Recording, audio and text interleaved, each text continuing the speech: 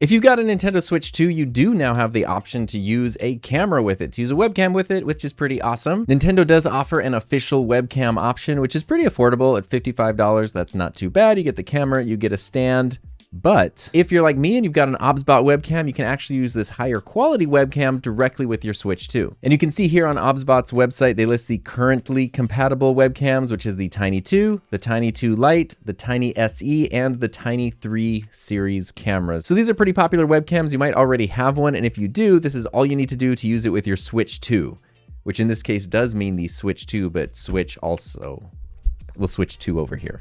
Just connect the camera to your computer and make sure that you are running the most recent firmware update. If you're not totally up to date, right up here, there's going to be a little banner that says click to update. Just be sure to do that. And then you can click on the More tab to see more options. And if you scroll down right here, you're going to see Switch 2 mode. So if you click on that, the camera's going to restart. And once it's restarted, then you're ready to connect it to the Switch. You can either connect it to the Switch directly or use a USB-C to A cable and connect it to the Switch dock if you want to use it while the Switch is docked. I'm going to use it handheld because that's pretty much how I always use my Switch. So I have this small USB-C cable. This is a high-speed cable, but it's pretty short. And what's cool about that is I can just pop the camera on the Switch itself and then either plug it into the top here or to the port on the bottom.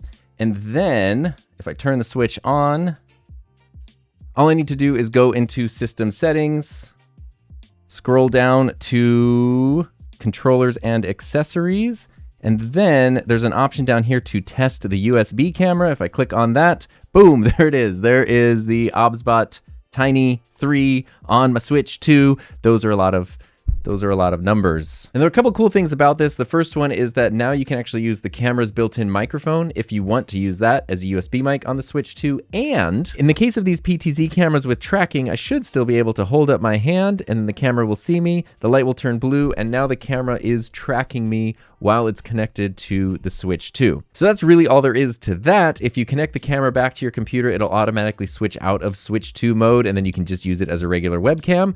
But you also then have some added versatility because I don't have to just keep the camera on the Switch like this. And also this could potentially be like a little bit of a clunky setup sometimes. So in that case, you can just grab a longer USB cable and something to mount the camera to. And now I can have the camera positioned somewhere else, in this case on this little desktop stand here, and it's still going into the Switch 2 and it's still tracking me. So I can be like a lot more comfortable doing whatever I'm doing and still be in frame and still be tracked with the camera.